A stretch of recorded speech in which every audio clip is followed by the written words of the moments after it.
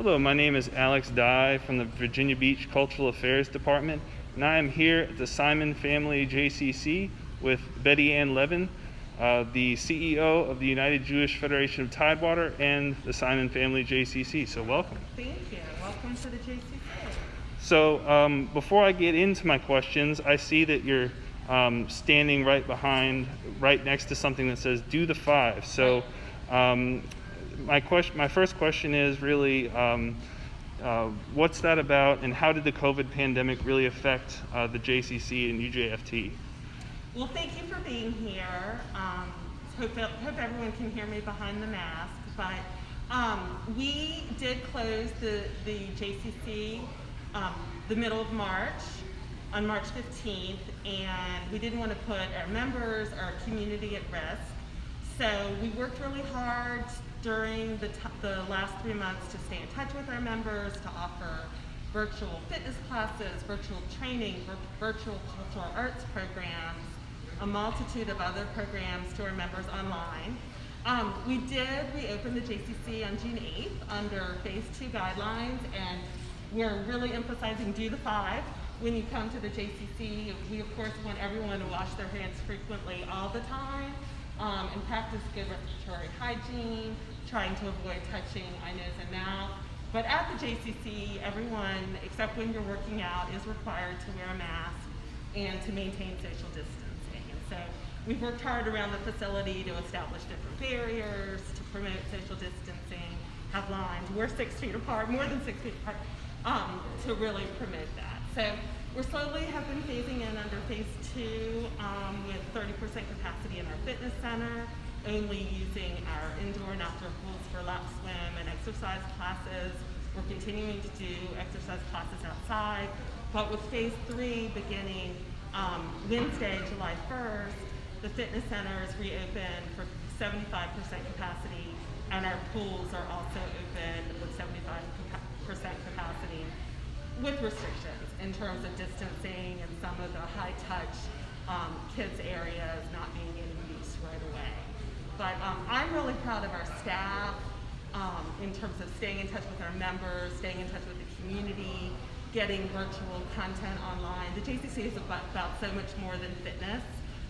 It's about cultural arts opportunities, broader engagement with our community. But it's been hard because what we are is a gathering place, and we haven't been able to gather.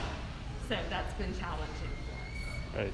And I noticed during my check-in process, I had my temperature taken. Right. I had to write down whether I had different symptoms or anything like that. So it was very careful, and I greatly appreciated that. Thank you. We are doing it, requiring temperature checks and a screening form for all members and guests at the JCC. So just tell us briefly, really, what is UJFT? What is the mission, and why is it so important to the community?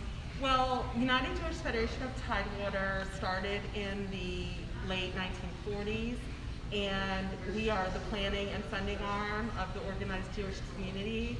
We raise funds within our community to support a multitude of needs of different agencies, our Jewish Family Service, which provides health and social service needs in our community, our nursing home and assisted living facility, Beth Shalom Village, our preschool and day school, which is on this campus, Fearless International Academy, and a multitude of needs from local agencies. And we also support Jews around the world, in Israel and other countries, who are vulnerable and who in many cases don't have a safety net. So we are the central body for raising funds in terms of the financial resources, but we also help plan to build and sustain Jewish community, work with other faiths around the community, other organizations on various programs to build and sustain community in general.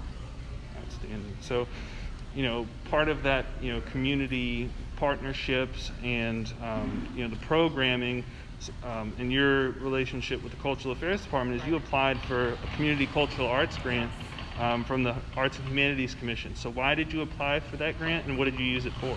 Well, we applied for the grant to help support our film festival. We held our 27th Virginia Festival of Jewish Film this past February, It is one of the longest running film festivals in the country, and the purpose of it is to engage individuals throughout our community, often from different areas of our community, different organizations in film, because film is one medium that brings everyone together. So we are very appreciative of the grant, and we use the grant to help promote the film festival and to help attract audiences for the film festival. And I think it was very successful, so we look forward to building on that next year and in the coming years. So, and what is it about film that's really so powerful in, you know, connecting people, you know, that might not be aware of different cultures? How does that bring them in and make them comfortable? I think that we have a great group of individuals that help pick films for the film festival, and we find something that appeals to everyone. Can be pure entertainment on various cultural topical issues. And I think film, often like literature or different medium, just attracts people and is something that can unite people. So we definitely saw in showing these films around the community in different venues that we were able to attract a cross-section of our diverse community and have a really successful film festival. And now looking at it, you know, down the road, what are some of the things that you're looking forward to doing, whether it's, you know, programming or different partnerships with different organizations, cultural groups? You know, what's coming next that you can tell us about? Well, I think like many organizations and many nonprofits right now, we're feeling challenged, and we're trying to feel challenged in a positive way to do more things online and not have large gatherings. But we are really excited about, as part of our cultural offerings and Arts and Ideas Department, our annual book festival, which November is National Jewish Book Month, but we are a member of the Jewish Book Council, which gives us access to many authors from around the country and around the world. And typically they come here to the JCC and to our Tidewater community every year. Some may start out virtually, some may come later in the fall or later in the year, but that's really been expanding every year and gives us the opportunity to have many partnerships across the community to welcome authors on various topics. And the same with Film Festival. Like I say, it just continues to build, and based on films that we're able to find, we're just able to attract more organizations to participate, more people to partner. And then every spring we have an Israel Fest here at the Sandler Family Campus. We did Israel Fest at home this past May. We weren't able to have, you know, a couple thousand people on the Sandler Family Campus as we usually do, but assuming that we can have an Israel Fest in 2021, that's a great opportunity for members of our community from many different faiths, many different organizations to come together and celebrate Israel's birthday and everything that is Israel, from the culture to the food to the history, and it's just a really wonderful celebration for our community. So that's a little bit about what we're planning right now. So now, right where we are, the Simon Family JCC. Simon Family JCC. So this is my first time being in this building, and I have to say it's a spectacular facility. So what are some of the different activities here? Of course, I know about the fitness, aquatics, but what are some of the other activities that JCC has to offer? We have a great gym, which is kind of behind where you're standing, which is, we have a basketball league during the winter. Kids and adults come all throughout the year and play basketball. We have a number of programs throughout the year, and again, trying to gear up toward in-person programs again, but from some of those authors that I mentioned. We have experts who visit us we have a community relations council that works to provide education in our community, promote tolerance and respect and diversity. They bring in experts throughout the year for Israel Today series. I think we're going into our 10th or 11th year with that. And, you know, I feel like the building is always thriving with some sort of, whether it's a fitness class, or we typically run a summer camp during the summer that we're not able to do in person this summer. We're doing a virtual camp, but the building is filled with kids. Part of the JCC being on a centralized campus, the Sandler Family Campus, we're able to do programs jointly with our preschool and day schools, sometimes engaging older adult members of our community in different programs. It's really a spectrum from infants through older individuals here. So it's a happening place. So my last question is, before I let you go, so how can people learn more about UJFT and the JCC, and how can they get involved with any of your initiatives? Well, I think the easiest way is to go to our website, the jewishva.org, jewishva.org.